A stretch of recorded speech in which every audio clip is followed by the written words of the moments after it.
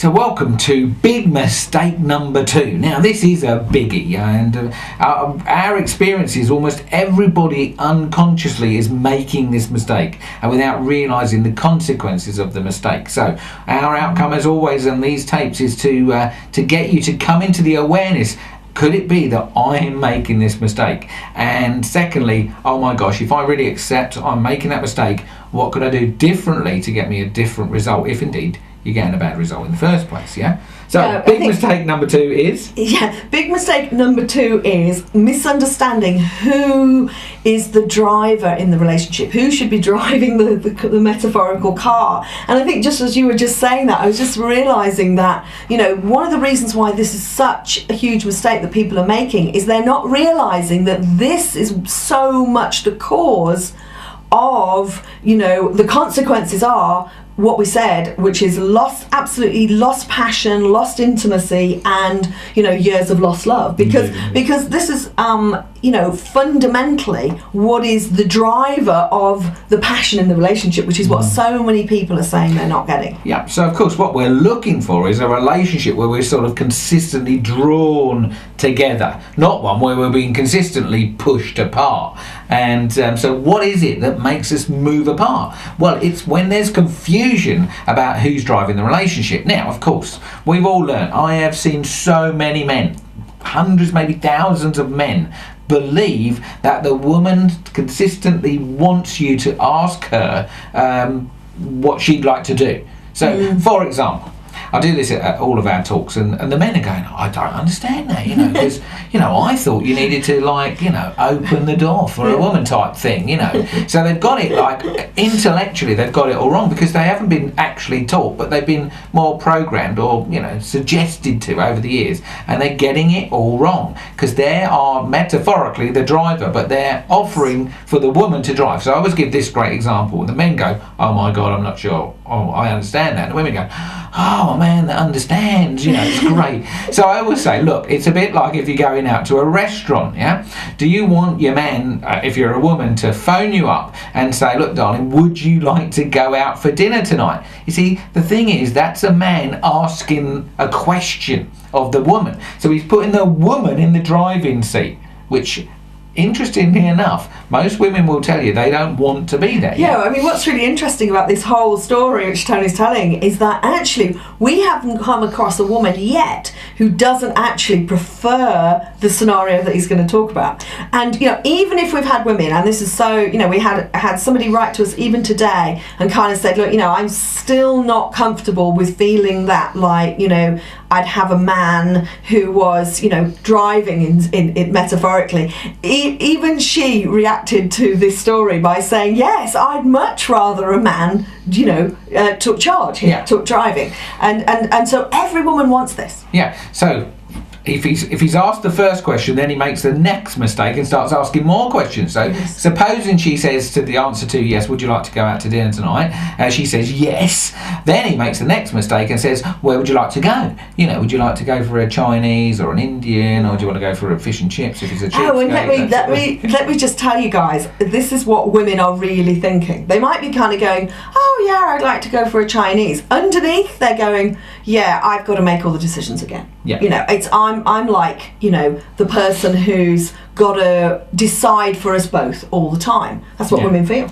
And then normally he goes, the last thing he says is, well, could you book the table then? I mean, now she's like completely going, well, you know, I'm driving this relationship, you know. And of course, if that's happening with just a restaurant, we know that's happening everywhere in life. Now, of course, what men really want, if you really step up and be a man, you know, you basically phone them up and you say, darling, I'm taking you out somewhere special tonight. You know, just get yourself looking beautiful and I will pick you up at 7:30 and you're going, it's going to be a big surprise. So just be ready on the dot at 7:30.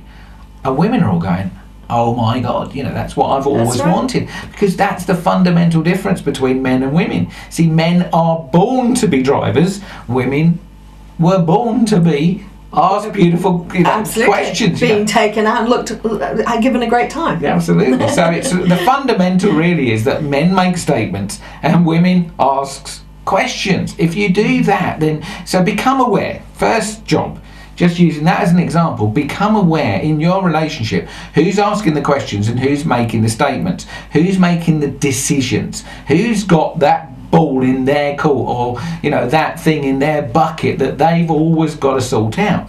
Because if it's the woman, know that the end result of that, whether we like it or whether we don't, there's some people that are going to be struggling with this, but most people are not. They're just going to be going, okay, I can become aware that when I as a man give my woman the decision making process consistently, actually she just moves away from me. Why? Because she doesn't trust that I can make a decision for both of us, and that's the underlying thing that really goes on. And the thing is, this might sound like a small example, but about asking a woman about going to the restaurant instead of driving it and making great statements about it. Is that that might sound, but of course if you are at the moment single, the way you interact with your partner right from the very, very beginning will set the scene, won't it? It'll set the scene for how that relationship works. So if you want a relationship that is the same as got that going on right from the beginning, then carry on doing that.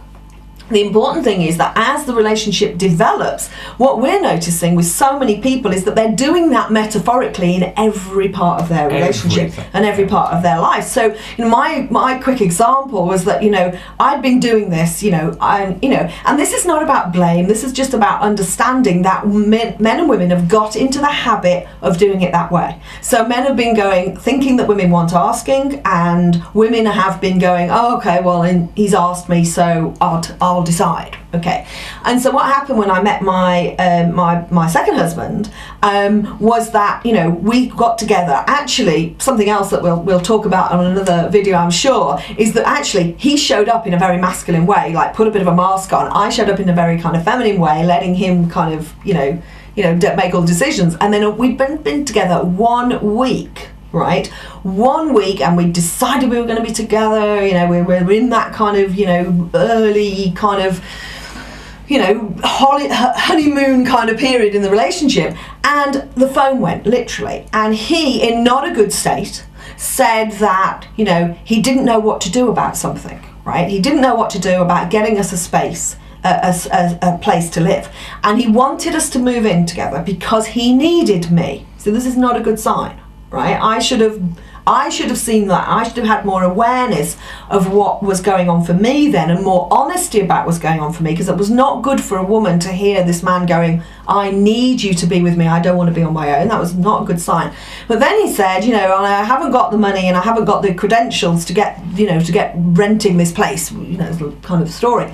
So of course what I did, which was so much my natural style at the time, was to go, don't worry, honey, let me sort it out, and of course this created the basis for our relationship. So guess what happened? Every time a decision needed to be made, however small, whether it was what we were going to eat for dinner, or where we were going to live, or what we were going to do in the future, I made the decisions because we got into that habit. Now, of course, guess what? The consequences of that is that I felt, my honest truth is I felt like I'm doing all the work, I'm making all the decisions. This is not the relationship I want. He felt like crap, I'm sure, because he's going, I'm in a relationship where I'm doing what she wants to do instead of what I really want to do. So, that's such a great example, and that, might be an extreme example, but it's like so much what's happening in so many people's relationships. So the big mistake is that we're getting it completely wrong who's driving.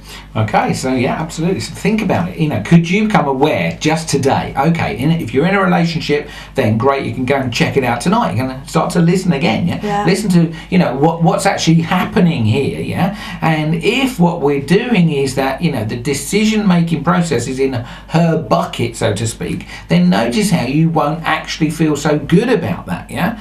Now, if you're not in a relationship, then see what happens at work. It doesn't make any difference. This works with all males and females, yeah, because men are people that like to fix things, yeah, and women tend to be the one that wants to be asking the question, yeah. So if a woman asks a question to a man, could you help me with that, he's like there like a shot, whereas if she tells him what to do, whoa, that's like moving him away very very, very fast. So become aware of whether how you're operating, so to speak, is moving that person nearer towards you, or whether you always feel like they're feeling like pushed away, or they're at a distance from you. You can't quite get them to do what you want to do is often what actually happens. So, and I think that, you know, for women, this is probably very difficult to take on board. So there's a lot of acceptance challenge. But rule 2, or step 2 of, you know, the 5 steps to love, is accepting that what you're doing is actually maybe pushing that person away. And for men, of course, the big thing is that they need to step up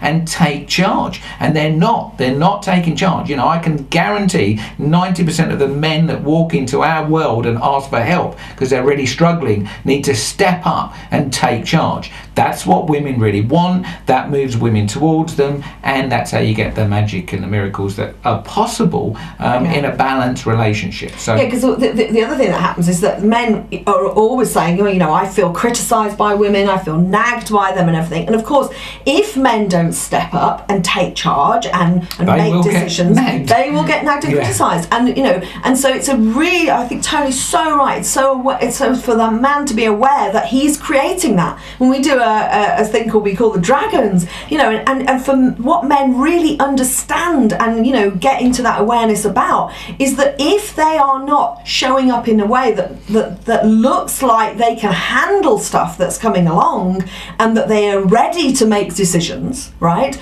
then what happens is the woman doesn't trust. So therefore, then she is always on guard. She's always getting prepared to what we call fight the metaphorical dragons. And of course, that will cause you to have the kind of relationship that you're having. And, you know, that doesn't matter whether you've been in the relationship for like a day or like 30 odd years. You know, what's happening if you look at it and you get really aware, you know, women, we have to learn to, you know, not keep jumping in.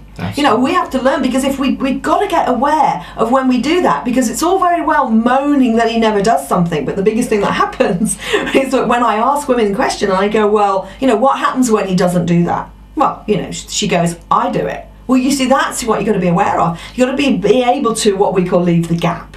And, you know, so it is so much about awareness. I know we sound like a long playing record, but it's so much about being aware of what you're doing and knowing that that is going to cause you to have the kind of disconnection that you're probably getting, or the kind of, you know, dysfunctional or unsatisfactory relationships that you're coming in and out of. Now, and if you've been a person that's had, you know, more than one relationship in your lifetime, you know, just sit back for 5 minutes and reflect. Yes. What is it in my past relationships that moved us so far apart to the point where we've like fallen off the edge and now we're not together anymore? Yeah. And think about your current relationship. When you get near the edge, you know, you start to be thinking like, oh well, shall I go or shall I stay? But, you know, if I stay, it's still not that good. And if I go, you know, what does that mean? You know, I've got to start again. It's all a problem, you know. When actually the thing is that all we need to do is to learn how to move towards each other. Yes. And how would it be? This very important step about learning who the driver is going to be in your relationship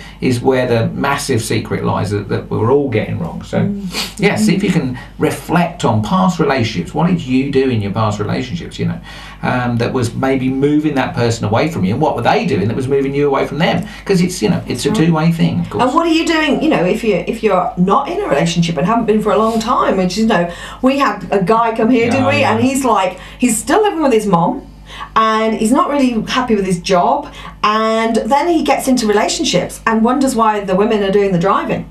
Metaphorically, they're even doing the driving in the car. Yeah, there's a whole, you know, I mean, it's such a great metaphor, the car, isn't it? It is, yeah. Yeah, because men were born to drive, you know. They always say, there's this great saying that women are 100% love, and I absolutely know that when, as a man, if you really want to experience love, it's all locked inside here. All you have to do is know how to unlock it.